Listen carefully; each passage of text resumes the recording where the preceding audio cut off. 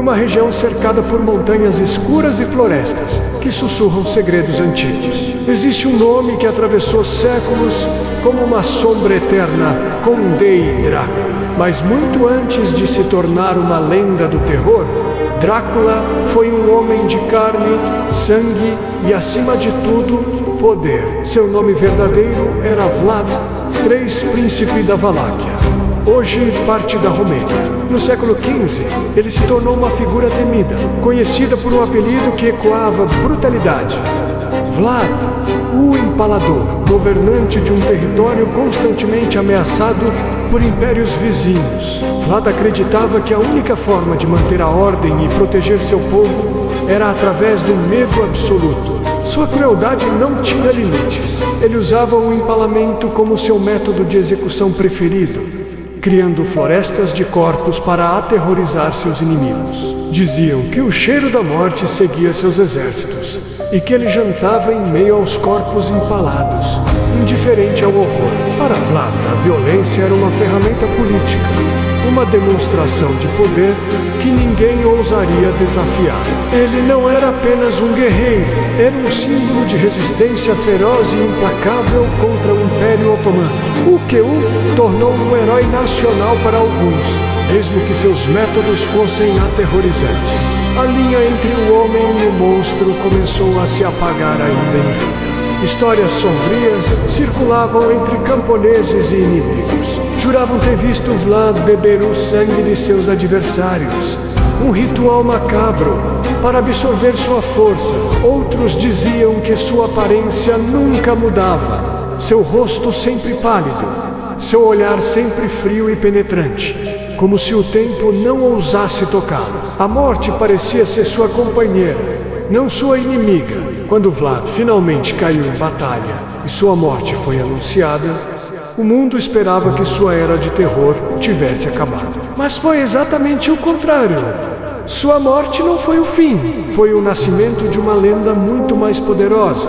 O homem deu lugar ao mito. Nas noites sem lua, viajantes e moradores locais começaram a relatar visões de uma figura sombria e elegante, envolta em um manto negro, vagando pelas ruínas de seus antigos castelos. Descreviam um homem de pele branca como mármore, olhos vermelhos que brilhavam na escuridão e dentes afiados, escondidos por trás de um sorriso silencioso e predatório. Assim, o cruel príncipe Vlad III foi imortalizado como o Conde Drácula, um vampiro que se recusava a permanecer em sua tumba. A lenda dizia que sua sede de sangue antisimbólica se tornara literal.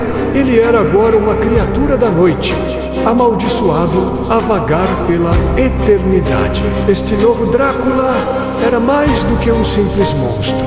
Era uma criatura de inteligência refinada, charme sedutor e astúcia calculista. Possuía poderes sobrenaturais que desafiavam a compreensão humana. Podia se transformar em morcego para voar pelos céus noturnos, em névoa para atravessar frestas de portas, ou em um lobo para caçar em suas florestas. Durante o dia, ele era vulnerável, dormindo em caixões cheios de sua terra natal, um refúgio que o conectava ao seu passado. Mas ao anoitecer, quando o sol se punha, o mundo se tornava seu reino de caça, e os vivos, sua presa. No entanto, mesmo um ser tão poderoso, tinha suas fraquezas, regras antigas que governavam sua existência amaldiçoada.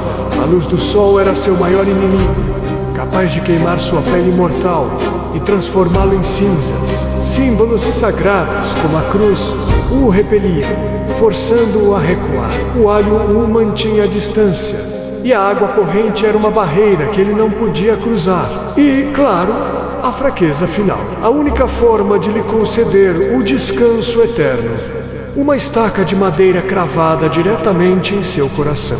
Essas vulnerabilidades tornavam a caça ao vampiro possível, embora extremamente perigosa. Por séculos, o Conde Drácula permaneceu como uma figura do folclore local, um conto de advertência sussurrado ao pé da lareira. Mas tudo mudou em 1897, quando o escritor irlandês Bram Stoker, fascinado por essas lendas do leste europeu, publicou seu romance gótico.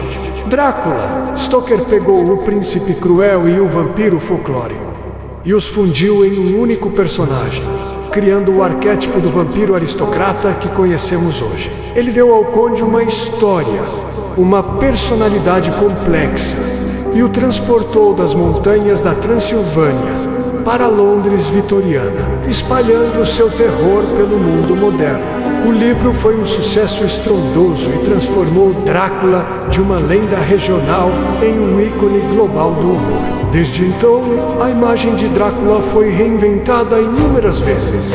No cinema, ele ganhou vida com o olhar hipnótico de Bela Lugosi, e a presença imponente de Christopher Lee. Foi retratado como um monstro, um anti-herói trágico, um amante amaldiçoado e um vilão impiedoso.